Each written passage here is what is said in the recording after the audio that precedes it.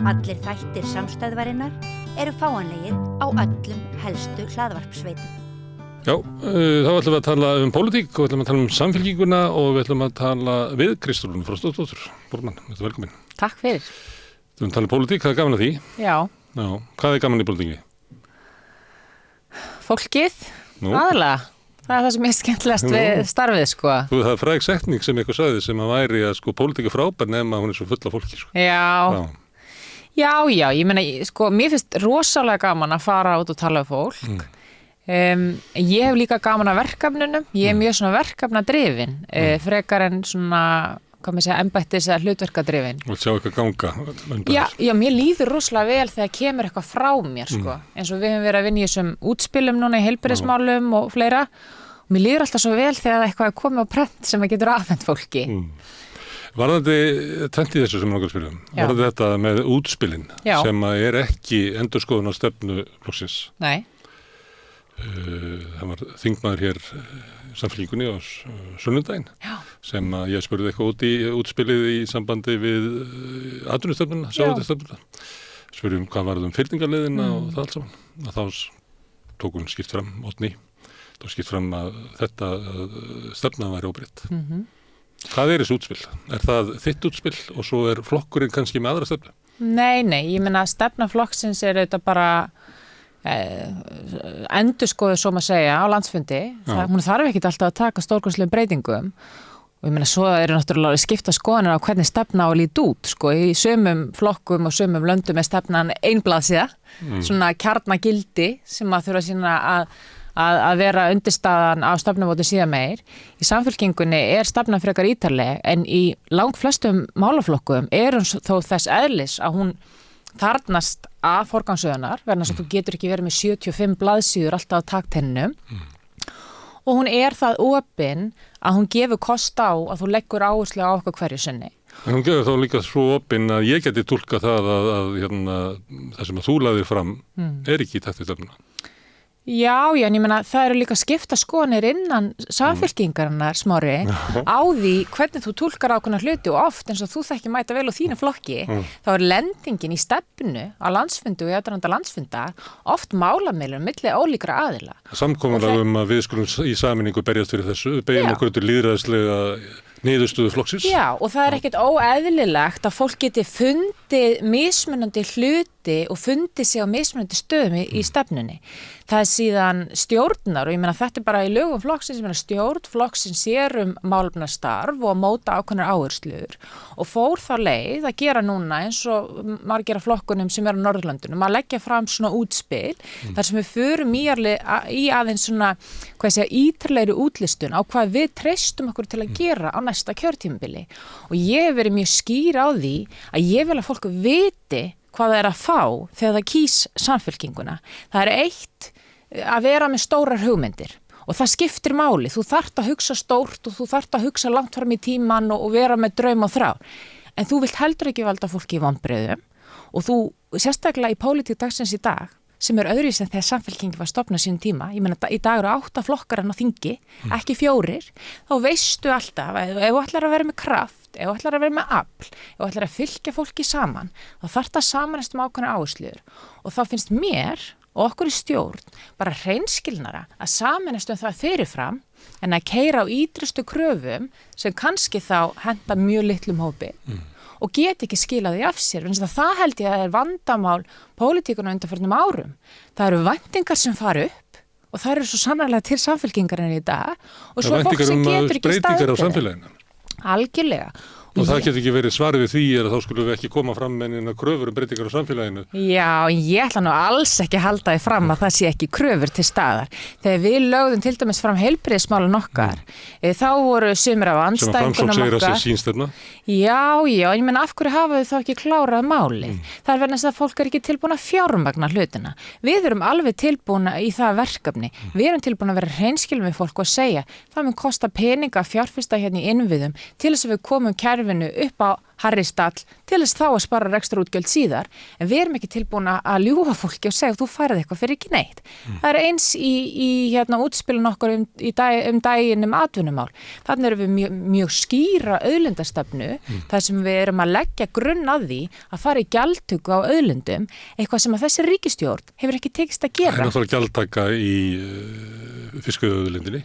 Þeir eru ekki til að hækka það. En hún er alltof lág. En Samfylkingin lagði til að raunverulega yrði kerfið brotið upp með því að innkalla kvótan hægt og rólega vegna þess að nú er þetta kerfi, það hefðu marg ágalla, ekki bara það að almenningu fengi ekki nógu mikið fyrir auðlindina, heldur líka væri bara svona eitur áhrif í kerfinu sem að væri í þessum kvóta sem að væri úthlutað til hans tíma og það var stefna Samfylkingarinnar og er stefna Samfylkingarinnar. Það sem að stendur í bakka út úr kerfi. Sko, það sem að í stefnu Samfylkingarinnar er fyrst og fremst lögð áherslu á að þjóðin fái stærri skerf og fulla auðlindarentu. Síðan er talað að ein leið að því markmiði sé að fara fyrningaleið, skilur. Sem að flokkurinn talað fyrir Það er ekki allir í Samfylkingunni smári sem hafa stutt þá leiða markmið. Þetta er ein leiða markmið og það sem við höfum sagt núna, og ég bara verið hreinskilin þá og mun bara segja það hér, að þetta er leið sem Samfylkingin fór fram með í hreinni vinstristjórn 2009-13 eftir algjört þrot hér í samfélaginu þegar að nýfrjálshyggjan féll og sko ef einhver tíman fólk upplifði tíma til breytinga til að gera eitthvað, hún kom því ekki gegnum eigin ríkisstjórn og sko ég vil sjá að við komumst áfram í ákveðnar áttir á næsta kjörtímabili. Ef ég sé fyrir mér að þetta sé ekki möguleiki, þá vil ég ekki að við séum strand, við fáum vondaríkistjórn, við fáum samansapn flokka, mögulega sem Samfylkingin er þar sem við komumst ekkert áfram með mál. En ég veit fyrirvíst að við getum hækkað veglega þetta veiðigjald og ég veit líka hafandi talað við mjög mikið fólki út allt land og líka hérna á höfuðborgarsvæðinu og þetta er jafnað fólk að það er ekki svona upptekið að leiðum að markmiðum. Það vil réttlæti sem felst í hærri auðlindarentu, visslegur aðilar sem eru mjög uppteknir af fyrningaleiðinni og ég ber alveg virðingu fyrir því. En ég er líka að leita leiðum sem ég get skilað af mér og mér finnst mikilvægt að við fáum stærri skerf af auðlindarentunu inn þannig að við getum fjármagna ákveðna hluti og staðið undir því. Það sé ekki hægt að brjóta úr kerfið en það sé hægt að innheimta meira. Það er hægt að gera breytingar á ákveðnu þáttum á kerfinu án þess að boða algjört uppbrot og ég held að við verðum bara að vera að raunsa hvað það varðar að ef við ætlum að stíga skref til framfara þá þarf maður stundum að gera það í varlegum skrefum til þess að við komumst áfram og ég er alveg tilbúin að tala fyrir þannig leið. Ég hef líka að tala fyrir því að það er breytingar sem þarf að gera. Það er taka að minnstakosti áratug. Ég þarf ekkert að vera þar í stafni allan tíman í Samfylkingunni en ég veit bara að það er miklu vanlegri til árangus að búta verkefni niður og reyna að gera minna en skila því af sér af því að þetta geta verið stórkostlega breytingar. Þannig að við höfum lagt fram þessi útspil með mjög skýrum markmiðum í heilbrigðismálunum, við viljum leggja miklu meira fjármagnin í kerfið, við erum að tala fyrir réttlátari skattheimtu, við erum að tala fyrir auðlindagjöldum í ferðaþjónustu, í orku, í fiskeldi, hærri gjöldum þegar það kemur að fiskveiðiauðlindinni, við erum að tala um breytta atvinnustefnu sem dregur úr félagslegum undirboðum, fer vel með fólk á vinnumarkaði, við erum að leggja fram mjög skýrar pólitíska línur sem að andstæðingar okkar sem hafa verið við völd í langan tíma taka ekkert endilega undir en við viljum bara séu skýra línur. Það sem þið leggja núna er miklu nærð því sem er bara meginstraumur íslenska stjórnmála sem er núna heldur en var áður. Það er ýmislegt sem var sérstakt í Samfylkinguna sem er eiginlega ekki í þessum áherslum eitthvað lengur. En ég meina það er ekki meiri meginstraumur, ég meina hvað er meginstraumur Smári? Er meginstraumur en að endurspegla vilja og þrár og vonir þorra almennings eða er meginstraumur eins og staðan er núna í dag? Nei, meginstraumurinn er einmitt ekki að 70% af almenningi vill ekki kvótakerfið.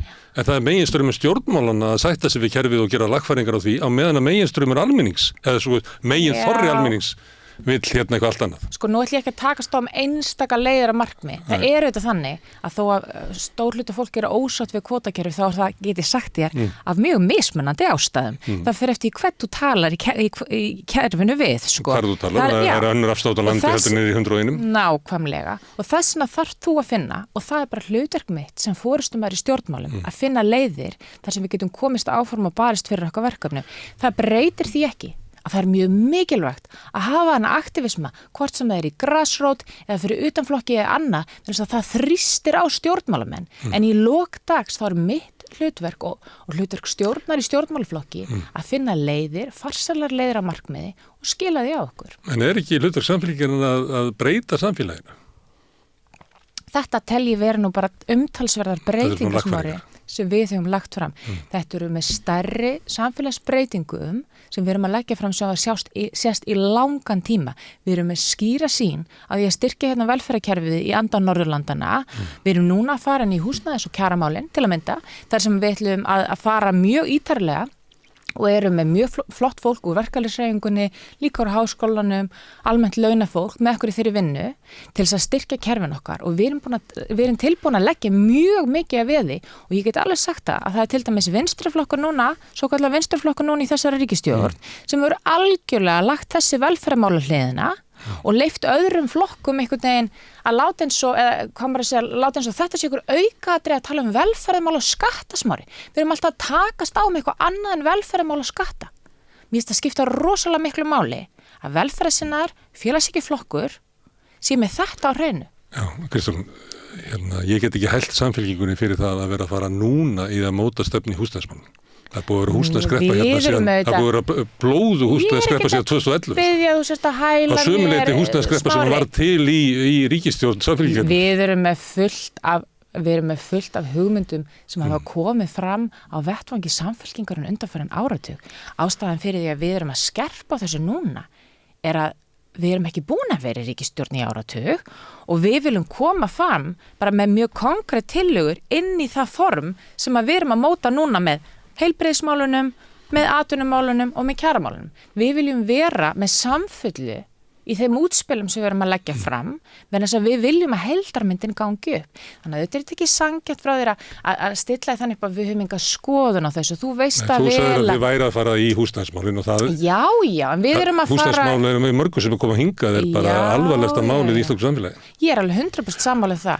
Við höfum lagt núna ítrekka fram breytingatillögur við fjárlögin sem að snúa til dæmis á húsnæðismálunum, hvort sem að snýra húsnæðisbótum, vaxtabótum, leigubremsu, Airbnb-breytingum. Bara núna síðast fyrir jól töluðum við fyrir mikið af þeim úrræðum sem birtust núna inn í kjarasamningu stjórnvalda, en það er alltaf aftur sama sagan svo þú veist vel. Það er engin vilji til að fjármagna þetta. Svo snýr fólk sér við og segir við fundum svigrúm í ríkisfjármálunum vegna þess að við ætlum að bíða með úrræði fyrir öryrkja 9 mánuði. En það er líka þannig að í húsnæðismálum að þá vantar kannski líka tillögur breytingar á kerfinu. Að það var lagður hér bara fyrir 20 árum niður hinn opinberi lánasjóður, raunverulega.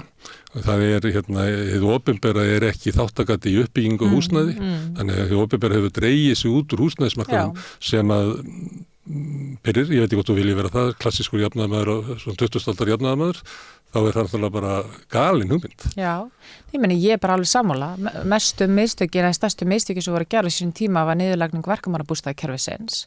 Það var það var auðvitað þannig. Ég kannski nefni sérstaklega verkamannabústaðakerfi vegna þess að það sem er alvarlegt er að á sínum tíma þá var hið opinbera inn á framboðsliðinni, það var inn á uppbyggingarliðinni, það var ekki bara inn á fjármögnunarliðinni, vegna þess að það sem gerist auðvitað er að þegar að verkamannabústaðakerfi er lagt niður og Íbúðalánasjóður tekur við og segir, í staðinn fyrir að við byggjum og við sköffum húsnæði þar sem að fólk getur annarkvort dvalið í ævilangt ef að bara aðstæður eru þannig því miður að það þarf á svona húsnæði að halda eða það getur byrjað sín fyrstu ár í þessu og fengi breyk og komið síðan í eigin húsnæði að þá er farið í það að leggja það niður og setja fjármunni í að hjálpa fólki að fara út á almennan húsnæðismarkaði með lánveitingu. Og þá byrjar þessi gírun á skuldsetningu, þá er ríkið komið eins og þú veist manna best í samkeppni við síðar bankan og þess aftar og það er allur fókus á peningunum að því að hjálpa fólki á að skuldsetja sig og gíra sig upp til eignast húsnæði og það er engin að taka samfélagslega ábyrgð á því að það sem er byggt fara á rétta staði, það voru stór mistök. það breytir því ekki, ég held að sé alveg rétt sem þú segir, það þarf einhvers konar nýtt úrræði á borð við Íbúðalánasjóð fyrir einstaklinga sem að komast ekki gegnum hefðbundi greiðslumat.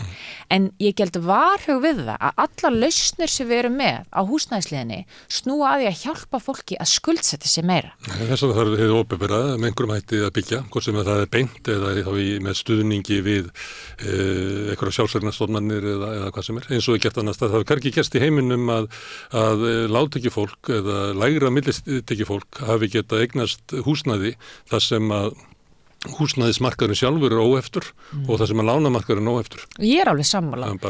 Þetta er ekki hefðbundin vara, þetta er ekki hefðbundin markaðsvara, þetta er heimili fólks og ég held að í því samhengi þurfum að taka bara alvarlega umræðum það og þetta er eitt af því sem ég vil að þessu húsnæðishópur skoði ennþá betur, taki þetta úr svona hugmyndunum í eitthvað konkrét að það séu sett bara höft á fjármagnsvæðingu húsnæðis. Að sko þetta sé ekki orðin eða verði ekki áfram svona einhver hefðbundin fjárfestingavara meiri sé bara fyrir efri millistétt sko og nú ætlum ég ekkert að gera athugasemd við fjárfestingar ákvarðanir einstakra aðila. Það er eins og með svo margt í svona samfélagsgerð að auðvitað tekur fólk bara ákvarðanir og er ekkert endilega hugsa stóru myndina. En stjórnvöld bera ábyrgð á því að skapa ekki umhverfi, stemningu, viðmót hjá fólki þar sem að þetta er orðið að fjárfestingarvöru og að fólk sem er með eitthvað umfram hafi þá ekki aðra leiðir til að fjárfesta. En frekar nú en áður, þannig að þetta magnast bara þetta ástand. Já, en ég meina en ekki þá sko leiðir til að fjárfesta í íslensku atvinnulífi eða litlum fyrirtækjum eða þess aftar dæmi sko. Þetta sé fjármagn sem renni inn á þennan markað í svona spekulation formi er mjög alvarlegt. Það er hægt að setja höft á þetta og þetta er eitthvað sem þarf alvarlega að skoða. Herðu, ég ætla að fara aftur í breytingar á stefnu, hvernig það eru og það sem eru oft verið sagt við þetta borð með mörgum viðmælendum er að þú sett að breyta samfélkingunni, svona að raspa af henni þau horn sem að rekast í síðu íhaldsins, Evrópumál, stjórnarskrána, fyrningarleiðina núna og fleira. Að þú sett eiginlega að gera það sem heitir upp í valhöll, að gera samfélkinguna stjórntæka sem er hugtak sem þeir búa til. Það þýðir það að það eru þeir flokkar sem eru til í að falla fram og taka upp okkar stefnu.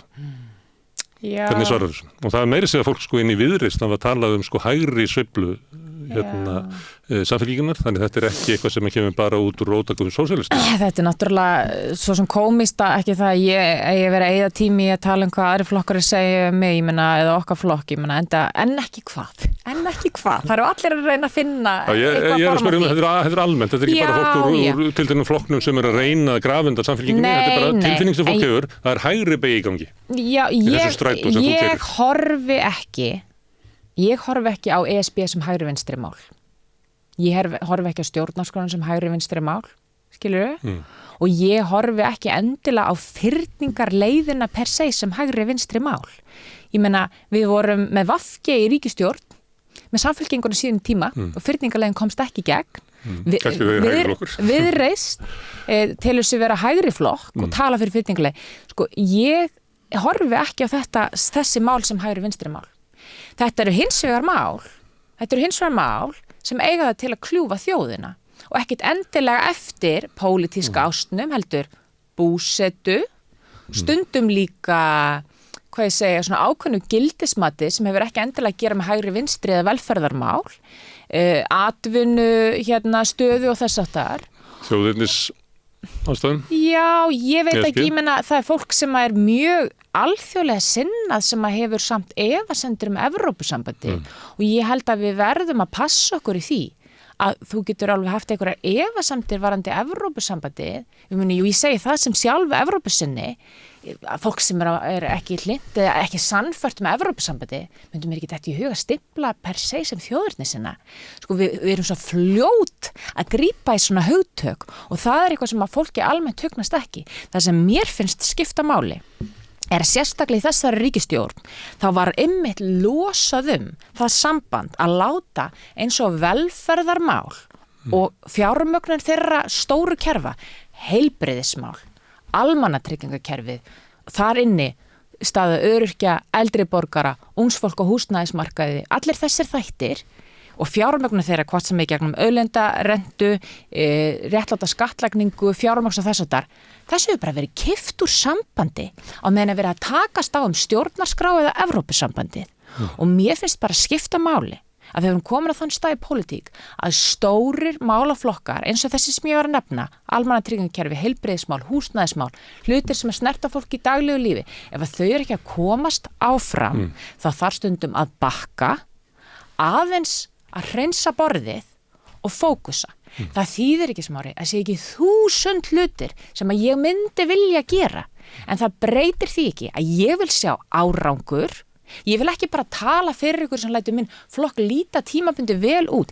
Ég vil að jafnar fólk komist í ríkisstjórn og við fáum velferðarsinna ríkisstjórn og til þess þarf stundum að aðeins eiga við, hvað ég segja, svo þá línu sem þú ferð, en þetta er kjarni jafnaðarmennsku.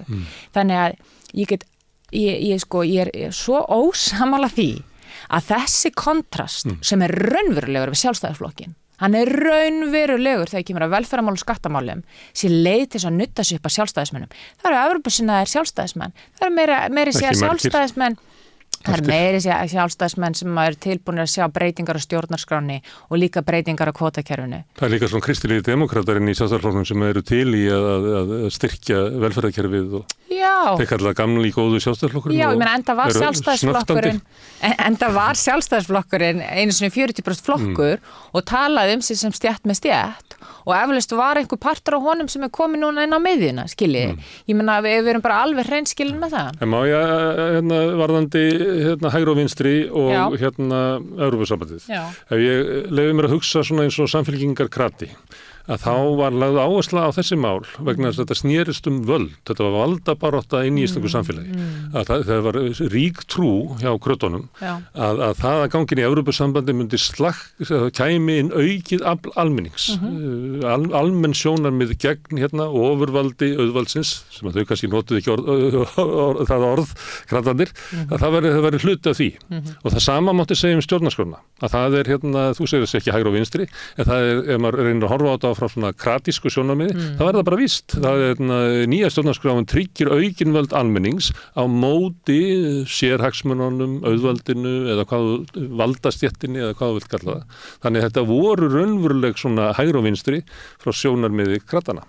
Að þetta myndi styrkja stöðu almennings gagnvart ráðandi stéttum. Já, og ég meina ég ætla ekki að gera lítið úr þeim sjónarmiðum.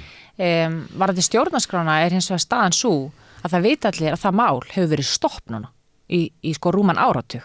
Varst þú ekki í morgun og fundið á Bjarna?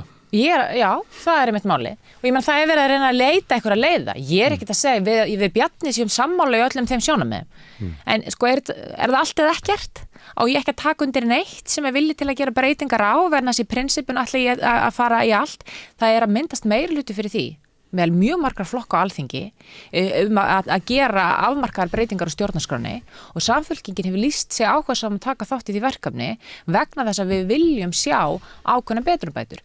Við veitum að tekur líka langan tíma að gera breytingar á stjórnarskrá vegna þess að það þarf að rjúfa þing og það þarf að kjósa aftur og það þarf að koma í gegnum annað þing. Þannig að það að við höfum ákveðið að búta þessa vegferð niður þýðir ekki að við séum afhugaðni. Þetta snýst auðvitað fyrst og fremst að hvað er aðalmálið á dagskrá. Varðandi Evrópusambandi, ég skil alveg þetta sjónarmið. Það eru kostur við það gangi Evrópusambandi til að mynda að tala völd. Varðandi til dæmis stöðu fjármálafyrirtæki í landinu. Ég er full meðvituð það að það kemur engin erlend samkeppnin á íslenskan bankamarkað á meðan við erum ennþá með íslenska krónu. Þetta er engin hræðslu áráður, þetta er bara staðreynd. Af hverju ætti ykkur að koma hér og opna útibú í landi sem er minna en smábar einhvers staðar út í heimi. En það breytir því ekki að við stöndum frammi fyrir því að síðast líka þegar að það var ætlað að fara í þessa vegferð, þá gekk það ekki gegn. Í dag er það ekki þannig að meiri hluti landsmanna er fylgjandi þessu. Já, algjörlega, og það er jákvætt. Kannanir hafa sýnt. Það er kannski ekki jákvætt, þetta er að yfirleitt þegar fólk er uggandi fjárhagslega afkomu sína, þá veikst viljinn til að ganga Evrópusambandið, meðal annars út af svolítið svona, ég vil líka að segja, svona falsku væntingu sem eru byggð upp gagnvart því. Það sé einn töfralausn að gangi að því leitin, ég er í rauninni alveg sammála hvað þetta varðar og mér finnst það vont, sko, mér finnst það vont að Evrópusambandið sé selt sem töfralausn, skilurðu, við eigum líka, ef að það er vilji til að ganga inn í Evrópusambandið, þá eigum við að gera það þegar við stöndum sterkum fótum og við vitum hvað við viljum, við erum ekki að gera það í einhvers konar neyðarástandi. Mér finnst ekki gott að keyra á Evrópusambandið undir kringustæðum þar sem að fólk er í einhvers konar örvæntingu, vegna þess að það er ekki rétt að láta eins og allt verði bara í himnalagi þú gangur inn í Evrópusambandið. Í dag er það þannig að kannanir hafa sýnt að það er þriðjungur með, þriðjungur á móti og þriðjungur hefur ekki sterka skoðun á þessu. Verkalýðshreyfingin hefur ekki verið samstíga hingað til í þessu máli. Atvinnurekendur heldur ekki. Að mínu mati þá ákallið eftir þessara umræði að koma annar staðar en úr pólitíkinni. Ég er á þeirri skoðun. Ég get síðan haft persónulega skoðun og samfylkingin en það Evrópusinnaði flokkur. En þeir eru við í EES, viljum vera áfram í EES og viljum áfram vera í alþjóðlegu samstarfi. Og óbreyttu myndu aldrei ná þessu í gegnum íslenskt stjórnmálaumhverfi. Mér finnst bara mikilvægt að ég geti horfst í augun á einstaklingi, konu sem hefur kannski áhyggjur af því að vald verði fært frá hennar nærsamfélagi til Brussel, af því að sagan segir að alltaf þegar verði gerði kerfisbreytingar hefur allt valdið farið frá ákveðnum svæðum landsins, annarkvort beint inn í höfuðborgina eða út úr landi. Skilur, og fólk hefur alveg ástæði fyrir því að hafa áhyggjur. Sjáum þetta bara í sameiningu sveitafélagi hérna. Það er yfirleitt veikara sveitafélagi sem tapar. Fólk hefur bara áhyggjur af þessu. Og sko, hver er ég að tala fyrir svona stórkostlegri kerfisbreytingu ef að ég er að stýra flokki sem hefur ekki verið við völd í áratug? Sko, það skiptir lykilmáli í pólitík og í þessu verkefni sem samfylkingin er að vinna sér inn traust fólks og þá verður að geta sýnt fram að árangur á fyrstu árum þess að þú ert í ríkisstjórn og þú farið umboð til þess. Þess vegna finnst mér mikilvægt að við séum eitthvað í hendi sem er nær fólki, krefst ekki þess að fólk upplifir að við séum að fjarlæga vald allt og langt frá því, eitthvað sem skapar ótta hjá fólki og þegar við erum komin að stað í það vegferð, ef það er vilji hjá fólkinu, ef það er að skapast meirhluti fyrir því, ef samræðunar eiga sér stað út í bæ, þá mun ekki stranda samfylkinguna að tala fyrir því. En ég ætla heldur ekki að halda því fram að ég sé fyrst Evrópusinni svo jafnaðar. Ég er sósíaldemókrati í grunninn, Evrópusambandið er ángi af þeirri stefnu sem hefur verið meðal sósíaldemókrata, en það eru líka sósíaldemókrata sem eru ekki í Evrópusambandinu, skilurðu. Sósíaldemókratar hafa minni völd bara inn í Evrópusambandinu. Já, en ég held að skipti bara... Núna verður kosið í sumar og það er bara líkur á því að það verður bara allt önnur tegund heldur þú sem að náðu þar völdum. Já, ég er bara mjög uggandi yfir því og hef áhyggjur af stöðum minna kollega í Evrópusambandinu hvað það varðar. En ég ætla ekki að selja fólk þá mynd að samfylkingin sé eins máls eða tveggja máls eða þriggja máls flokkur. Þetta er breið hugmyndafræði sterka velferðarstjórn, hagstjórn, aðra efnaðarstjórn sem er skýr valkostur við núverandi stjórnvöld og mér finnst bara allt í lagi og skipta rosalega miklu máli í svona stórum flokki eins og samfylkingin er að verða aftur, að það séu ólík sjónarmið þarna inni og það mun bara verða áfram ef það gengur vel. Pólitíkilistins mögulega og þú ert svolítið að benda á það er bæði að eins og í Evrópumálum að það verður bara að skoða afstöðu fólks á Íslandi. Við erum ekki beint í svona þeim, það er bara ekki svo stemming, það er ekki svo krafa úr þjóðlífinu að þetta mál sé á dagskrá sem er þú beygir undir það.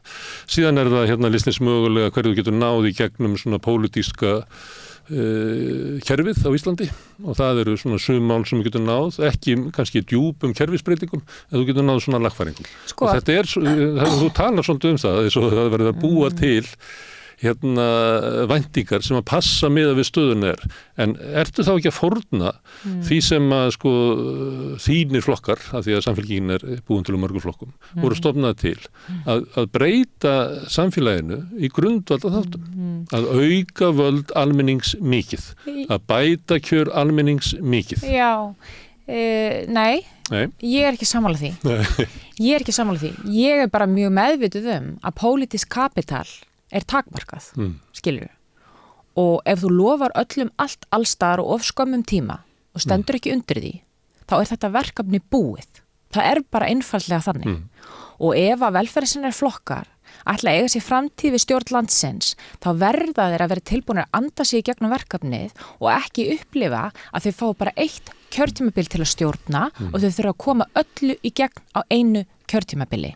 Það það sem að íhaldið að vonast eftir, að vera keyrta of mikið, missir allt úr höndunum, það verður stjórnleysi og fólk halda sér ekki hægt að gera þetta almennilega.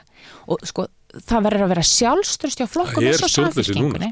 Við getum ekki látið íhaldi alltaf að segja okkur. Það hefur ekki verið meiri samfélagslega röskun heldur en undir stjórn þeirra á nýfrjálshyggjutímanum heldur en að ég hef upplifað og ég eldri en þú. Nei, en ég meina, ég ekkert að láta hann einn í neitt segja mér. Meiri hlutin af þeim málum sem við erum að leggja áherslu á að koma krafa úr þjóðfélaginu frá hennum almenna launamannismári. Sko, þetta eru málefni, heilbrigðismálin, þessi velferðarmál, réttlátt skattlagning, þetta það sem ofarlega hjá megin þorra fólk sem velferðarsinna. Það hefur þetta skoðanir hérna á hinum málunum, en þetta eru hlutir sem fólk áttar sig ekki á akkur við höfum ekki séð breytingar í. Og að halda því fram að þetta sé ekki stórar breytingar, að fara í breytingar á skattkerfinu, að fara í breytingar á fjármögnun og heilbrigðisþjónustu, almannatryggingakerfi, húsnæðismálunum, þetta einn stærsta einstaka kjarabót fólks. Nei. En punkturinn minn til þess að þetta sé komið, það ekki alltaf nákvæmni í því hvað þið ætla að gera. Til þess að þetta sé komið, þá þarf að velja og hafna. Og ég vil bara að við getum staðið undir því sem við segjumst ætla að gera. En þess að ég líka mjög meðvituð mína ábyrgð, sem með ólíkum hætti en stakra aðila kannski sem eru skráðir í flokkin. Ég kosin til forystu til að leiða þennan flokk. Ég kosin til forystu líka á svona ákveðnum grundvelli og plattformi breytinga og það mitt að bæði skila flokknum í ríkisstjórn en líka skila af okkur alvöru breytingum. Og þá verði ég líka að hafa ákveðin aga í því að segja ekki bara allt sem mig langar til að segja fólk vill heyra, heldur að reyna að stilla verkefni upp með þeim hætti að það trúverðugt, fólk veit hvað það fær og það veldur ekki vonbrigðum. Vegna þess að það líka ákveðin saga vonbrigða sem felst í sér að lofa of miklu og of skömmum tíma. Þannig að við verðum þá bara að vera ósammála í því að mér finnst það að fara í breiða, umfangsmikla auðlindastefnu, hækkun á gjaldtöku í stórum auðlindagreinum, verulega aukningu í fjármagnun á heilbrigðiskerfinu, stórkostlegum breytingum á húsnæðismálum sem við ætlum að tala fyrir, réttlátri skattlagningu. Ef okkur tekst að ná þessu í gegn, Smári, þá eru rosalega breytingar sem átt sér stað í íslensku samfélagi. Þetta ekki allt komið fram og svo áttu eftir að semja við aðra flokka til þess að ná þessu fram. Algjörlega. En þú talar pólitíska inneign og ég myndi halda að þú værir svo manneski í Íslandi sem ætti mesta pólitíska inneign núna. Einu sinni átti Katrín Jakobsdóttir pólitíska inneign en hún sködduð. Við sjáum eins og mikið vandamál í sjálfstæðisflokknum að vera með forystu sem á enga pólitíska inneign. Það það getur verið bara þrautinni þyngra að vera í pólitík og vera búin að tíninni inneigninni. En svo mikla pólitíska inneign og þú ætlar að nota hana til þess að ég ætla ekki að segja að gera Samfylkinguna stjórntaka, en það að sníða af henni svona einhver horn sem að rekast í aðra flokka eða passa ekki akkurat við svona stemmingun í samfélaginu hverju sinni, þannig að Samfylkingin getur gengin í ríkisstjórn, náðu einhverjum árangri, það miklum að öfugt við flesta valdaflokka í Evrópu mun halda fylgi sínu eða auka það í næstu kostingum. Er það það sem þú ætlar að ná með þín inneign? Það sem áhvert við þessa framsetning á pólitíska inneign, hvaðan kemur hún? Og ég veit það ekki. Ég ekki endilega rétta mannskjönd til að svara því. Kannski verður gefin hún, kannski vanstæður hann ekki inn. Spurningin kemur hún til verðan sem fólk sér að við erum að velja ákveðna leið. Við erum ekki að segja allt fyrir alla allstaðar, heldur við erum að vera öguð, við erum að reyna að sýna hvernig við munum vinna og við erum bara raunsæ og pragmatíski á varandi ákveðna hluti til þess að koma ákveðnum breytingum í gegn. Svona, ef þú myndir spyrja mig persónulega, þá myndi ég telja að pólitíska inneignin komi einmitt til vegna þess að ég og stjórnin höfum bara verið mjög hreinskilin við það hvað við treystum okkur í og kannski hefur það bara að gera líka með mitt upplag og fólk, það bara í góðu lagi að fólk hafi skoðunar á því smári en ekki hvað þeim bara opinber manneskja, en ég þannig að upplagi sjálf og ég fengi stuðning fyrir það í stjórninni og það ekkert ég eins sem ræð, ég meina ég með ritara, varaformann, ég með þingflokksformann, ég með fólk allstara á landinu sem kemur inn í þá stjórn, en ég vil ekki tala fyrir ykkur sem ég veit að ekki gerlegt á næsta kjörtímabili. Það þýðir ekki að allt sem að ég tela sér gerlegt komist í gegn. Það þarf vissulega að fara í ríkisstjórnarsamstarf og sama hversu stór samfylkingin fyrir við alltaf í fjölflokka ríkisstjórn. En ég bara þannig að upplagi sjálf, en líka vegna þess að ég veit á hvaða tímamótum samfylkingin stendur á og líka velferðarsinnar félagshyggjuflokkar að þetta verkefni mun standa og falla við því að við getum skilað af okkur því sem við segjum við fólk og þess vegna ég frekar tilbúin að segja minna og tala stóra hluti og færri málaflokka, skila því af okkur, fólk fái trú á stjórnmálum og trúi því að við getum stjórna með öðrum hætti frekar en að taka á öllum þessum málum sem heitasta kartaflan hverju sinni. Ég ber alveg virðingu fyrir því. Ég ber alveg virðingu fyrir því að fólk getur verið ósammála þessari nálgun, en þetta nálgun sem forystaflokksins hefur treyst sér að fara í og maður verður bara að vera hreinskilinn með það. Þannig að varðandi pólitísku innegnina, ég lesa sem svo að fólk kunna meta þessar áherslur, að við setjum það bara hreint á borðið með útspilum, fyrst í heilbrigðismálum, svo í atvinnumálunum, svo næst í húsnæðis- og kjaramálunum og fólk viti hvað það fær. En mér finnst líka fullkomlega eðlilegt, ég veit ekki hvernig það þegar þú hefur kosið áður en að þú varst svona virkur í pólitíkin, ég ólst nú ekki upp í pólitík. Það var ekki þannig að þegar ég kaus flokka ég hef verið sammála öllum í einu og öllu. Maður var að reyna að kjósa einstaklinga og kjósa flokka og erindi sem að maður svona almennt gat samsvara sig við. Ég held að það síðar að sé algengara, Ólafur Þ. Harðarson leggur mikla áherslu á það að það hafi verið fólk kýs eftir lífsafstöðu sinni. Hann alltaf að hamra á því að persónunnar í pólitík séu stórlega ofmetnar. Já, en það ekki við umræðina, það ekki hægt að segja að það mikið talað að hvað Kristrún ætlar að gera frekar en samfylking. Já, og ég meina, ég veit ekki hversu miklu leyti ég kem inn í þá umræðu, ég meina, maður stýrir því heldur ekki sjálfur hvernig fólk talar hann. Og við vitum ekki, auki fylgi í samfylkingarnar, hvort að það sé svona niðurbrot trúar á stjórnvöld og það fylgi fer á flakk og það leggst upp að þinni bryggju.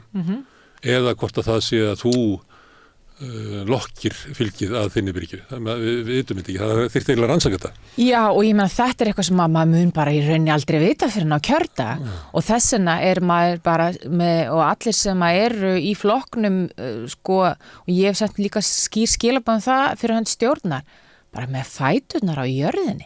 Þessu verkefni ekki lokið, þessu verkefni verður ekki einsni lokið þó maður myndi skila þessu í hús, heldur þegar að þú ert raunverulega búin að skila einhverju af þér. Þessi staða sem gefur þér mikla pólitíska inneign og meðal annars til þess að breyta ásýnd flokksins og breyta áherslum flokksins og þú hefur það að build and they will come eins og sagt að meðan að það ástandi að þá ertu ekki að glíma í þínum tjaldbúðum við samherja hvert að fara, að þú færið svona þú með meðbyr og hefur þar lendi svona umboð til mikilla breytinga og þetta, þú ákveður að nota það til þess að breyta flokknum með þeim hætti sem við erum að fara núna. Einhver geti sagt að þegar við erum í svona ástandi eins og núna, þar sem að verður eiginlega liggum við að þetta sé svona bara fall í lögmæti stjórnvalda að ríkisstjórnin núna með 30% fylgi, við erum með forsætisráðherra sem að nýtur lítils fylgis, þau eru í erfiðleikum með öll mál, þau geta ekki náð saman og nokkuð skapaðan hlut, það inni til dæmis í Sjálfstæðisflokknum gríðalegt rót og óánægja með stefnuna og Sjálfstæðisflokkur komin í eitthvað svona tilvistarkreppu einhverja. Þá myndi maður kannski velta fyrir sér, ekki valkosturinn það sem að þú færð, tækifæri sem þú færð, að byggja upp raunverulegan valkost að móti þessu tímabili sem við erum að koma út úr, þar sem að Sjálfstæðisflokkurinn hefur haft ráðandi, mótandi áhrif á uppbyggingu samfélagsins, langt umfram atkvæðastegsinn vegna þess að aðri flokkar hafa komið og lyft honum til valda. Algjörlega. Að þá var það hlutverk þitt ekki bara að reisa við samfélaginguna, heldur að búa til einhvers konar ríkisstjórn á leiðinni.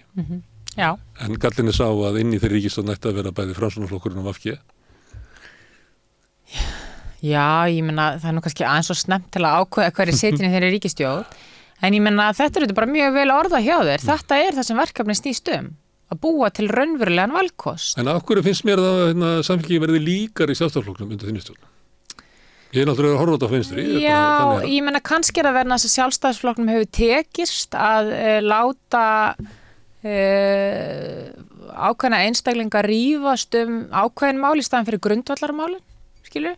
Ég nú ætla ekki að gera lítið úr alls konar málum, Smári, en sko þetta er mjög típist að Sjálfstæðisflokkurinn er alltaf að reyna að forða sér undan umræðu velferðarmál og réttlæta skattlagningu. Vegna þess að þeir vita að fólk á Íslandi er upp til hópa jafnaðarfólk, það er velferðarsinnað. Ég meina við samsvörum okkur við Norrænulöndinin. Á Norrænulöndinum er það sósíaldemókratar sem hafa byggt upp samfélögin þar. Þar eru, já, svona valdaflokkarnir, sósíaldemókrataflokkar og ég meina það er bara hið allra besta mál að mínu mati, vegna það þýðir að festan í þessum góðu samfélögum, ábyrðin, stjórntæknin, erfiðu ákvörðunar. Það er erfiðar að stjórna en að vera í stjórnarandstöðu. Þú getur leyft þér að segja allan skapaðan hlut þegar þú ert í stjórnarandstöðu. Það er öðruvísi þegar þú ert raunverulega með líf fólks í höndunum. Og sko, öll mín samtöl sem ég hef átt við kollega mín á Norðurlöndunum, þau fela í sig nákvæmlega þennan reynsluheim. Það er mikilvægt þess að vera með stjórnfestu og ég ætla ekki að gera lítið úr þeirri stjórnfestu, en nákvæmlega, út af því sem þú varst að segja áðan, varðandi óreiðuna, sem er til staðar núna undir núverandi stjórnarfari, þá er mikilvægt að sýna að velferðarmiðuð stjórn sem skapar félagslegan stöðuleika og efnahagslegan stöðuleika mun skila líka festu og stabilitet í íslensku samfélagi. Þannig að ég held að það hafi bara ákveðin öfl einmitt í íslensku samfélagi tekist að sundra vinstra fólki í staðan fyrir sameinaða, að sundra jafnaða fólki út um allt land á stökum málum í staðin fyrir að finna hvar taugin raunverulega liggur. Ég vil sameina vinstrið. Ég meina Samfylkingin sem var stofnuð til þess að sameina vinstri, og þegar Samfylkingin var stofnuð þá voru skipta skoðunir innan flokkarnir sem lágu bakvið, en fólk reyndi að leggja þetta til hliðar í sínum tíma. Fólk lætur að hafa aldrei verið málamiðlan í Samfylkingunni, en auðvitað þegar Samfylkingin varð 5% flokkur, þá er auðveldar að vera hér í þröngum ramma og vera sammála alltaf síðasta ræðumanni. Það er auðveldar að vera í litlum flokki en stórum flokki. En fyrir mér er hugsjónin svo að við fáum stjórn hérna sem sameinar vinstrið. Vissulega þýðir það að það eru einhverju flokkar en á miðjuna sem þurfa að vera í þeirri stjórn. Ég meina, ég stýri því ekki hvernig pólitískt landslag lítur út. En við þurfum þá að geta sýnt það að við getum leitt slíka stjórn og verið sameiningar afl. Fyrir mér er það lykilatriði og ég tek það ábyrgð bara til mín. En mér finnst líka bara í góðu lagi og gott að það séu það aðri flokkar á þingi eða fyrir utan þingi akkurat núna sem er að beita sér í ákveðnum málum, skilur, kannski mál sem að undir ákveðnum kringumstæðum við bara styðjum, skilji, en það er sérhæfing. Fólk er með mismunandi taktík í pólitík. Prógram sem virkar í litla salnum en þú getur ekki leyft þér á stóra sviðri.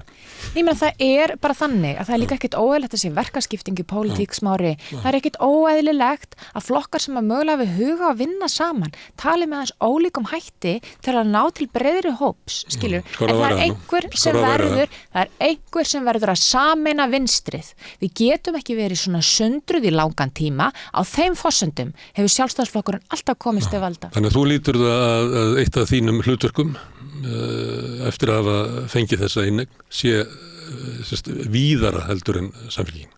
Samfylkingi þarf að sýna að hún getur verið og leitt ríkisstjórn og verið í forystu og það þýðir auðvitað að við þurfum að horfast í augu við það að við munum þurfa að gera málamiðlanir í ríkisstjórn en að mínu mati og mati stjórnar forystuflokksins er líka skynsamlegra að við þá byrjum að haga okkur eins og stóri flokkurinn sem Samfylkingi var gerð til að vera og taka það ákveðnar málamiðlanir innan flokks áður í staðin fyrir að keyra á þröngum ramma til þess eins og fara í ríkisstjórn þurfa að semja allt af okkur skilur, og geta það ekki staðundi væntingu fólk. Svo fórst til Norðurlandana. Þar eru við með dæmi sístuflokk ykkar sem hafa gert svona málamiðlanir. Eftir að hægrið komst til valda í Svíþjóð snemma á 10. áratugnum. Margir segja bara, gengur langt með það bara eiginlega rústa skólakerfinu og skaða heilbrigðiskerfi stórkostlega. Síðan hafa jafnaðarmenn komist til valda oft en ekkert gert, tekið þetta bara upp. Við erum með í Danmörku fræktdæmi þar sem að jafnaðarmannaflokkurinn tekur upp hægri sinnaða stefnu í innflytjendamálum. Einhverjir halda og það er stundu sagt frá því eins og það hefur verið til fylgisaukningar en það er bara ekki rétt. Það er þetta að benda á 1,7% fylgisaukningu í einum kosningum.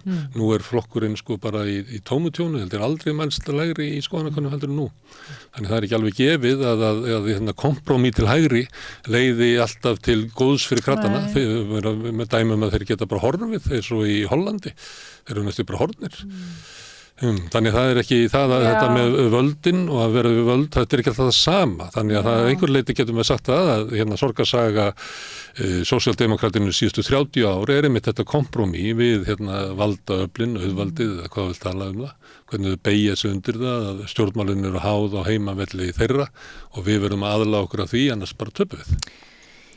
Já, ég meina, þetta er ein leið til að ramma þetta inn. Ég er með aðra leið, sem er það að sósíaldemókratar á sínum tíma, þegar þeir voru valdaflokkar og byggðu upp Evrópu eftirstríðsárunum, skilju, voru sannkallaði velferðarsinnaðir flokkar. Það hefur ekkert gert í 30 ár. Nei. En býtu nú við. Þá var áherslun á venjulegt, vinnandi fólk, á velferð, á í raunni kjarnamál jafnamanna, ef svo má segja.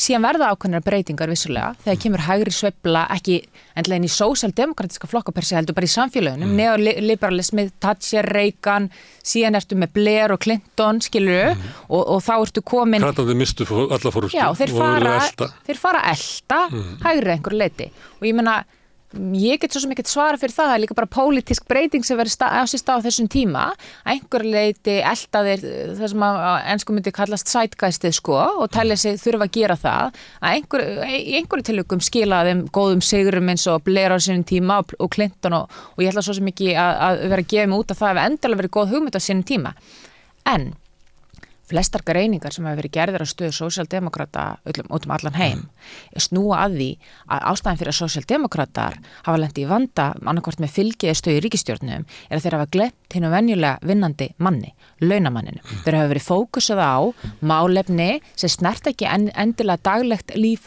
venjulegs fólks. Það er einfaldlega þannig. Þau hafa verið meira í upprópunum, í stökum málum, í að hópaskipta þjóðinni, í að reyna að finna flest klofningsmál og athuga hversu mörgum merkjum þú getur bætt við þig í staðinn fyrir að höfða til kjarna velferðarmála og flestar greiningar, rit, bækur og ég hef lesið mikið af þessu, þú hefur eflaust lest það líka. Ég meina, þessi fókus sem að til dæmis kom í gegnum hægri sveifluna vissulega en að mínum mati fjarlægði sósíaldemókrata frá kjarnagildum þeirra áhersla á að tala bara um jöfn tækifæri til dæmis og að hver væri svona gæfusmiður það þyrfti bara að grípa gæsina. Það voru mistök á sínum tíma þess að þetta glemdur kjarna velferðarstefnuna sem er undir hvaða kringustæðum fólk hefur tækifæri til að grípa þau tækifæri. Hvað skilaboð ertu að senda til fólk sem hefur ekki kost á því að elta slík tækifæri? Er það þeim að kenna? Og hvað skilaboð ertu að senda til fólks sem að hafði kost á því þau tækifæri? Að þetta sé bara undir þeim komin, að það sé ekki til sem þetta er samfélag. Þannig að sósíaldemókratar mistu erindi sitt víða heim, fyrst og fremst eins og þeir gleymdu grunninum og það er mitt mat líka að þetta hafi líka einkennt stöðu samfélkingarinnar á sínum tíma og þess vegna tekið það svo alvarlega að fara aftur í grunninn. Þannig fyrir mér snýst þetta ekki hvort sé þetta elta hægri eða aðra, þú þarft að muna hvaðan þú kemur. Og þau lendir í því með flokkun sem samfélkinguna sem var stofnuð til að sameina, til að vera stjórntækur flokkur, ekki til að vera í stjórnarandstöðu, heldur að sína festu og að skapa grundvöll fyrir velferðarstefnu í landinu. Þá þarftu að muna eftir erinduðinu í grunninn ef þú ert búin að missa það og flokkur sem var 30% og verður að 5% eða undir 10 eins og í síðustu kosningum, hann verður að hugsa sig og það er það sem við höfum gert. Það er, ég sæki umboð mitt vissulega að halda áfram þessari vegferð vegna þess að það virðist vera þetta sé að ná í gegn. En auðvitað er það þannig Smári að ég er lýðræðislega kjörin bæði innan flokksins, ég er líka og við í flokknum lýðræðislega kjörina fólkinu, annarkvort eigum við erindi eða ekki og ef við eigum ekki erindi þá það bara þannig, en þetta svo lína sem við treystum okkur til að keyra á og ég sannfærð að við getum náð breytingum með þessum hætti. Þannig að samfélkingin sem að þú vilt ég sé ekki skapa en að búa til þá eitthvað svona fyrirbrigði sem við getum kallað svona identical stjórnmála fyrirbrigði. Af því að þá ég að meina það að þegar þú ert að lýsa þessu svolítið að það hafi gleymst í svona einstöku baráttum og við getum séð svona bara einhverja tjaldbúðir, þarna eru samkynhneigðir og þarna trans og þarna eru umhverfissinnarnir og þarna eru ýmis svona hagsmunamál, en það sem að gleymdist kannski á þessu tímabili var baráttan sem að við eigum öll sameiginlega inn á miðjunni og það var enginn til þess að heyja þá baráttu, meðal annars vegna þess að sósíaldemókratar mistu trúna á sósíalismanum sem var hluti af ykkar stefnu, sem að væri að við ættum einhvern veginn svona sameiginlega baráttu sem að við myndum háð og það væri grundvallaratriði að við myndum sigra í þeirri baráttu því að annars þið engir sigrar í tjöldunum því að við verum alltaf að heyja baráttuna á leikvelli hægrisins sem að, og hægriðin alltaf naut þess og egna öllum upp á móti hvort öðrum. Já.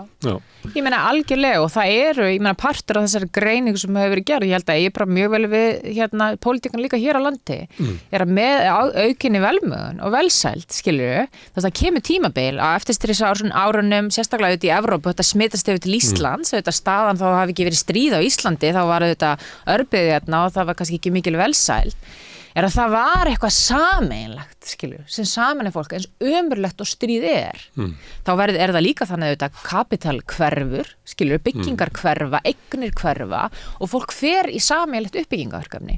Svo gerist það að mörg af þessum löndum og þar með talið Ísland sem að nýtur góðs af þessari breyttu stefnu og áherslu og ég meina það hefur líka verið lengi vel svona sameiginlegu þráður hjá þjóðinni, lítilli sjálfstæðinu þjóð að vilja einhvern veginn halda sér saman. Að með aukinni velsæld þá koma þetta upp kynslóðir sem gleyma því hvað var barist fyrir á sínum tíma. Ja, þetta ein leiðin, og það þarf líka að endurvekja það að fólk muni að þetta ekki sjálfgefið. Ég meina það 1. maí á morgun, það stór hluti af ungu fólki í landinu og líka bara fólki á almennum vinnumarka á miðjum aldri sem veit ekki hverju börðust fyrir veikindaréttinum, þú veist, núna 36 stunda vinnuviku, þú veist, sjúkradögum, allir þessi þáttu, fólk heldur bara að þetta við komið af sjálfu sér og stundum þegar við löndum á þessum stað í samfélaginu núna, varandi húsnæðismálin, varandi þróununa í svona grundvallar þáttum eins og almannatryggingakerfin og heilbrigðismálunum, þá þarf að stíga tilbaka og muna hvað það sem gerir gott samfélag og það það sem samfélkingin er tilbúin að gera núna. Kunstinu við þetta, vegna þess að það hægt að orða þetta líka öðruvísi, að ástæðan fyrir því að við erum með þessi sundruðu tjöld, svona einstaka baráttur hér og þar sem við eigum náttúrulega að hafa, en að þær eiga ekki sameiginlega baráttu, að inn í miðjunni sem að í okkar heimsluta var svæði sem að sósíaldemókratian leiddi, að það var ekki rúm fyrir þessa baráttu. Henni auðnaðist ekki upp úr 1960 og 1970 að draga inn í sig því að hún var með einfalda mynd. Og þegar þú ert að tala að fara að finnum aftur ræturnar og segjum að færum bara í alþjóðaflokki 1956, að þá ertu þar með stefnu og áherslur sem það eru með iðnaðarkratana, stóriðjukratana sem að vilja atvinnuuppbyggingu. Þú ítir í burtu mikið af réttlætismálum síðustu áratuga sem að mannréttindabaráttu síðustu áratuga. Þú jafnvel ítir í mannréttindabaráttu innflytjendamálana, að þau verða svona aukamál, ekki meginmál, það verður of einföld mynd hvað þetta venjulegt fólk af því að þú notar svo mikið það hvað venjulegt fólk vill og vísa til svona einhverja næstu svo þögli meiri hlutin eða eitthvað sem að vill ekki færi að vera í einhverjum æsingum í litlutjóttunum. Já, ég er ekki sammála því Smári. Venjulegt fólk getur verið alls konar en venjulegt fólk er ekki oftast, þú reyndar standuði mjög vel að fá alls konar fólk til því. Venjulegt fólk við hægrið þá tökum við umræðuna. Venjulegt fólk hægrið alltaf kvartir við þessi umræða sem ekki tekin. Er ekki í útvarpsþáttunum að tala heitustu mál hvers tíma, skiljiði. Venjulegt fólk og þetta þarf fólk líka að passa sig sem á okkar vænga hvernig sem vill stilla því upp. Að vera ekki svona fljótur að vaða inn í skilgreiningar af fólki. Það alls konar venjulegt fólk í kringum mig og í mínu flokki og í minni fjölskyldu og fólk á ekki að þurfa að draga upp dæmum þennan sem það þekkir og hinn sem það þekkir Þegar við erum að tala venjulegt fólk, þá erum við að tala fólk sem ekki elita á Íslandi, hvort sem menningar elita eða fjármagns elita, heldur fólk sem bara í sínum daglegu störfum og getur verið víða. Varðandi mannréttindabaráttuna. Sko, Samfylkingin hefur alltaf verið mannréttindaflokkur, það ennþá, en ég get alveg sagt það að það ákveðin hluti í mannréttindabaráttunni sem ekki, þetta ekki klopningsmál við Sjálfstæðisflokkin.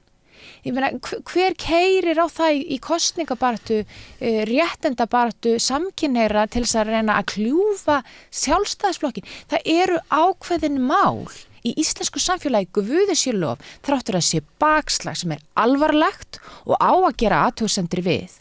Þá guði sé lof búið samt í þannig samfélagi að þetta hafa ekki verið málin sem hafa verið rædd á hennu pólitíska sviði til að reyna að kljúfa fólk.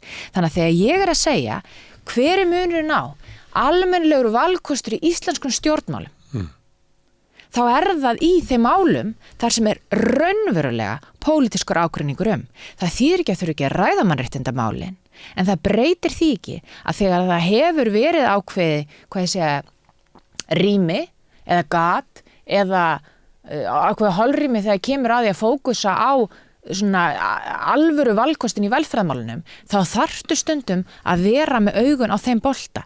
Það alltaf og mun alltaf vera ofboðsleg áhersla á mannréttindi hjá Samfylkingunni, mun vera það áfram og fólk veit að skiptir líka verkum í Samfylkingunni. Ég ein í 6 manna þingflokki Smári. Maður getur ekki alltaf tekið þátt í öllum sérstökum umræðum. Það auðvitað það. Þannig að það þarf að skerpa sumstaðar á ákveðnum hlutum. Það þarf ekki að skerpa hlutunum í mannréttindum að mínu mati. Þess að þar hefur stefnan verið skýr, Samfylkingin hefur haldið því hátt á lofti, en ég legg líka áherslu á það að það mannréttindabarátta að fókusa á velferðarmál, kjaramál, þetta grundvallarpartur af mannréttindabaráttu líka. Velferðarmál, sérstaklega núna í þessi stöðu sem við erum hér, þar sem að helmingurinn af lágstéttunum, lægst launuðu, eru innflytjendur með mjög takmörkuð réttindi. Formleg réttindi og fyrir utan þá með mjög veika stöðu í samfélaginu. Og þetta ástæðan fyrir því að við sérstaklega tölum það í nýja útspilun okkar, krafum árangur, að hér þurfi að reka atvinnustefnu sem mannvæn hvað þetta varðar. Að við getum ekki sætt okkur við það. Að okkur finnst bara eðlilegt að þróa samfélagi með þeim hætti að störf sem að okkur þykja ekki nógu góð, að við flytjum bara aðra inn til að sinna þeim, tölum ekki við þá, sinnum þeim ekki, tökum ekki þátt í að gera þau að okkar í rauninni fólki í því samingi að þau verið partur af okkar samfélagi, heldur þetta sé fólk sem kemur hingað og þjónar okkur og við kaupum þá þjónustu. Það komið og við verðum að bregðast við því og við verðum að bregðast við aukinni, bara hörku gagnvart fólki í stjórnmálunum að þau svona hálfloga og þú ýttir undir það, kastaði svona þínu eldsneyti á þann loga og það var til dæmis lögð fram tillaga á flokksstjórnarfundinum til þess að ítrekka það að Samfylkingin stæði með þessu fólki og væri ekki að yfirgefa stefnu sína, hún var ekki samþykkt.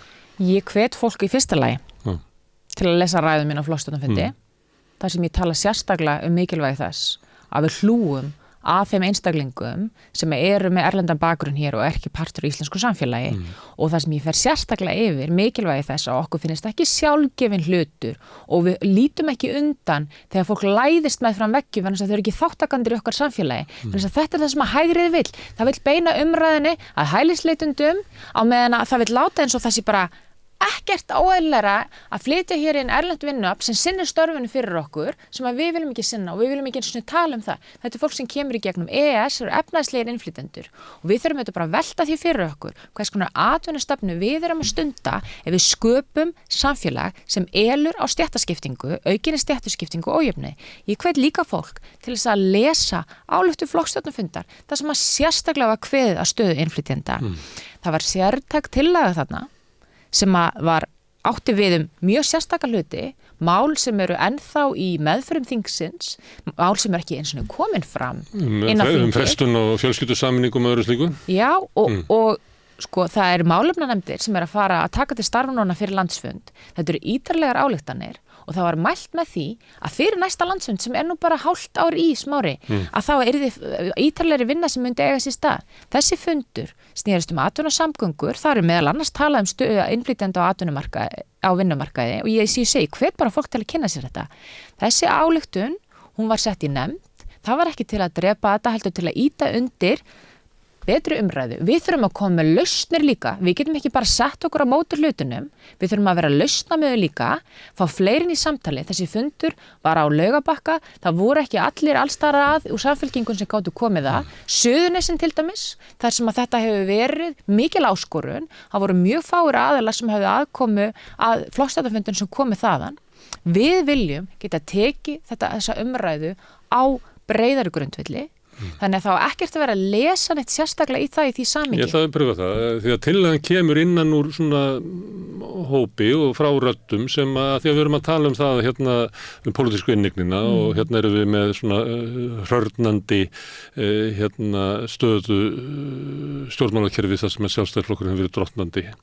Og það er að verða til, sjáum þið fram á, eitthvað mótvægi við því. Og þetta fólk einfaldlega að segja í þessum málum, sem kannski stæðstu mannréttindamál okkar tíma. Þannig að við erum með bara ótrúlegan fjölda fólki sem býr við takmörku réttindi og þarf að þola fordóma og útskúfun og takmarka aðgengi að samfélaginu sem við búum í. Á hverju getur ekki samfélagin, tekið afgerandi stöðu gegn þessu? Þetta bara snýst ekkert það Smári. Þetta snýst ekkert að geta ekki tekið, það ákveðið verklag sem á sér stað. Eins og ég segi, þetta kemur frá... Það átti ekki við áðan, þú varst að tala um kvotakerfið. Þá mátt þú koma með tillögur og svo verður þetta... Já, nú ertu að reyna að gera eitthvað úr þessu sem þetta ekki. Og ég skil það bara vel, það allt í lagi. En punkturinn minni, þetta stórt mál. Þess vegna þarf þetta að vera vel ígrundað og það var álit, þetta ekki mitt álit bara. Það var greit atkvæði þetta á flokkstjórnarfundi að setja þetta í frekari vinnu, þannig að það voru fleiri aðilar sem vildu koma að þessu en þessir 5 sem að skrifu þessa ályktun. Það var enginn að hafna sérstaklega inntekið þessara ályktunar, en útspilið sem var kynnt á þessum fundi hafi verið unnið í miklu samráði við flokksmenn, við fólk út allt land sem að þó þessi ekki skráði samfélkinguna að jafnaða fólk, hafi farið í gegnum mikla vinnu í hvernig orðað og rammað inn og sett með þeim hætti að fólk geti fyllt sér á bakviða og það vilji bara, það gríðarlegur vilji til að gera þetta vel, þetta viðkomur málaflokkur, þá ekkert að vera að lesa neitt sérstaklega í það, þó þessi ályktun hefur farið inn í nefnd. Ég meina, þetta snýst bara ákveðna aðferðafræði, það ekkert óðurlegt við það að svona viðkomur málaflokkur fái frekari umræðu inn í flokknum. Við höfum takkum eitthvað tíma. Það eitt sem með langar að koma að í lokin. Men þegar ég lít upp hérna frá Rauðaborðinu og horfi á hérna Samfylkinguna, að þá þetta svolítið þannig að Kristrún, hún ferðast landið, fer og drekkur í sig vilja þjóðarinnar, vilja hins raunverulega fólks út á landi.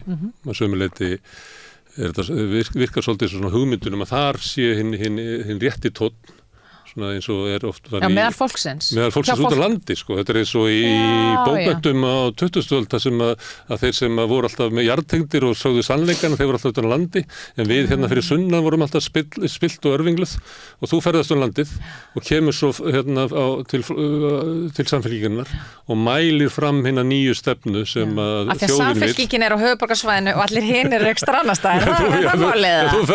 Þetta er lækningin á samfélkingunni. Þetta er aðferð sem að til dæmis alltaf notuð í Frakklandi þegar kokkarnir missa tökin og matagerðarlistin komið í eitthvað tóma vitleysu, þá fara þeir alltaf út í héruðin og finna sannleikann, finna rætur sínar og þú ferð hringi kringum landið og kemur svo að mælir fram nýja stefnu. Gallinn sá að milli hvítanna hinum megin, það er bara 15% af þjóðinni sem býr þar. Já. Er það þannig en er þau ekki líka hluti af samfélaginu? Er þau ekki líka hluti af samfélaginu? Jú, þau eru það. Ég bý hérna á Hálsbrautinni. Já. Ég eyði, 300 dögum á höfuðborgarsvæðinu. Ég vinnur í bæ. Fólk sem býr á höfuðborgarsvæðinu, það getur bókað fund með mér. Það hefur miklu meira aðgengi að málefnisstarfi Samfylkingarinnar. Skulum bara fá það alveg á hreint. Höfuðstöðvar Samfylkingarinnar á Hallveigarstíg. Allir málefnafundir eru meira og minna haldnir þar. Aðra fundi þarf að halda á Zoom og þú veist það mæta vel eins og aðrir sem hér hlusta. Það er allt öðruvísi. Aðgengi að forystu flokksins er með allt öðrum hætt út á landi og þó ég fari í 1-2 ferðir út á land. Sagan er þessi, þú ferð og hlustar á fólk, svo ferðu og talar við fólk og þannig verður mótast í nýja stefna samfélkingarnar í svona einhverju eyðimerkurgöngu. Já, þetta er náttúrulega einföldun á þeirri heimsmynd sem er til staðar. Fólk auðvitað fer með ákveðu upplegg, skilurðu. Það eru fundir haldir líka hérna á höfuðborgarsvæðinni með grassrót, það eru fundir haldinir í 60+ í ungu jafnaðarmönnum, það er allt hérna á höfuðborgarsvæðinu. Okkar kjörni fulltrúar eru reglulega að mæta á laugardagsfundi og hinum þessum stöðum hérna, en það er auðvitað þannig meiri segja fyrir kjörna fulltrúar sem eru í landsbyggða kjördæmunum, þeir eiga erfiðar gang. Ég er ekki að fara einn í þessar ferðir, það hafa fólk komið bæði úr þingflokknum, úr sveitarstjórnum, við höfum verið að virkja fólk allt land og þó ég fari í eina hringferð á ári, þá held ég að það rjúfum ekki úr sambandinu sem ég hef við grasrótina. Mér finnst það að leira því, ég held að farið fleiri en eina ári, sko. Allavega fórstu einu sinni 2. Já, ég meina, það ekki bara jákvæð? Jú. Er það ekki bara jákvæð, Smári? Jú, það er bara að gera eitthvað lítið úr þessu. Nei, ég bara segja, það tekur þetta tíma fyrir hringferð, það er bara það sem ég er að segja, þannig að þá virkjum sem ég sé alltaf á ferðinni. Segðu forsetaframbjóðuna, þetta er bara heljarinn að vinna. Það sem ég átti við, að þetta er stefnumótun sem er þannig að foringinn fer og hlustar á fólkið, svo mælir hann fram nýja stefnu. Þetta er svolítið öðruvísi. Þetta er ekki ný stefna, þetta er áhersla byggð á núverandi stefnu, en skilu, fyrirgefðu, er ekki fólk í pólitík á það ekki að vera rödd almennings, liði fólk betur með það. Ef ég var í föst hér í einu postnúmeri niður í bæ á einhverju kaffihúsi, í einhverjum kaffiklúbbi að tala við vini mína sem hefði svo mikla áhuga á pólitík. Ég meina þetta er bara grundvallar prinsip hjá mér í pólitík.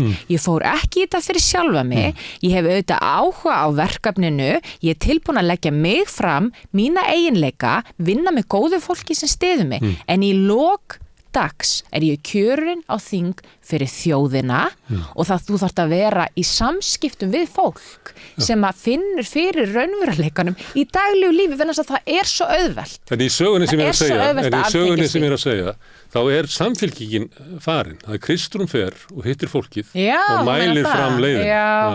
Þú festist aðeins í þegar ég talaði landið og ég var eitthvað að reyna að skjóta henni uppglöðnin. Ég er formaður flokksins, Smári. Ég er formaður flokksins. Á þessum fundum hafa verið stýruhópar sem er mannaður af grasrótflokksins, hafa mætt með mér á alla þessa fundi, skilurðu, það hafa þingmenn kjördæmisins mætt á þessa fundi, það var sveitarstjórnarfulltrúar mætt á þessa fundi, það hefur formaður framkvæmdastjórnar mætt á þessa fundi. Ég hef auðvitað bara hlutverki að gegna þegar kemur að því að sameina flokkin, hvort sem að sé hérna innan höfuðborgarsvæðisins eða út á landi, það að birtist rosa margar myndir af mér. Ég meina, ég er fronturinn á flokknum, það er auðvitað þannig og það er líka þannig í lokdags og svo þarf ég að fara að þegar niðurstöðurnar liggja fyrir eftir næstu kosningar, sama hvernig það er liggja, þá verði ég gerð ábyrgð fyrir því og það er ekkert óeðlilegt við að það sé fókus á mér undir einhverjum kringumstæðum, en það er bara alls ekki rétt og ég vil bara taka sérstaklega hérna fram. Ég gæti ekki gert þetta ein, alls ekki, en þetta er líka að virðingu við fólki hérna úti, hvort sem er hérna á höfuðborgarsvæðinu, eða fólk sem býr á Raufarhöfn, einhvers staðar á Langanesi eða hvar það nú er, að mæta og horfa í augun á fólki, þó þú býrð í 300 manna bæ, þá skiptir þú líka máli á Íslandi og ég get líka alveg sagt þér það að fólk hér á höfuðborgarsvæðinu þarf ekki að óttast það að áherslur eða draumar eða væntingar eða vonir eða þrár sem koma frá fámennari stöðum út á landi séu algjörlega í trossi við það sem fólk á höfuðborgarsvæðinu vill. Það er alls ekki þannig. Í grundvallaratriðum vill fólk bara betra líf, það vill öryggi, það vill virðingu og það vill sé árangur í ákveðnum grundvallarmálum á Íslandi. Kannski minni áhersla á mannréttindamálin út á landi. Það er ofta þannig, það er meiri áhersla á mannréttindamálin í stóru borgum. Fólk út á landi er mjög mannréttinda fókuserað. Það horfir auðvitað bara á suma hluti með öðrum hætti þegar þú hefur ekki aðgengi að grundvallar hlutum eins og rafmagni, störfum og þess áttar, þá auðvitað verður fókusin stundum með öðrum hætti. Húsnæði, segir fólki hérna í bænum. En bara svo ég taki upp hanskan fyrir þetta fólk. Þetta fólk er upp til hópa mjög mannréttenda sinna þegar kemur að þessum þáttum, þó það sé ekki alltaf að flagga því í einhverjum statusum. Herðu, svo þetta fara í vinnuna. Ég þarf að fara í vinnuna. Herðu, kæra þakkir. Takk sem leiðis. Þú hafðir orðaði að við höfum ekki nægan tíma að þú kemur bara aftur. Já, ég kemur aftur. Kæra þakkir. Herðu, við ætlum að snúa okkur að öðrum málum hérna við Rauða borðið, halda áfram að reyna að skilja samfélagi sem við lifum í. Erfiðleikar heimila verkafólks hafa hríðversnað frá árinu 2021. 6 af hverjum 10 félögum í Eflingu eiga nú erfitt meðan á endum saman. Hvernig getum við réttlætt það? Efling stéttarfélag. Barátta fyrir betra lífi.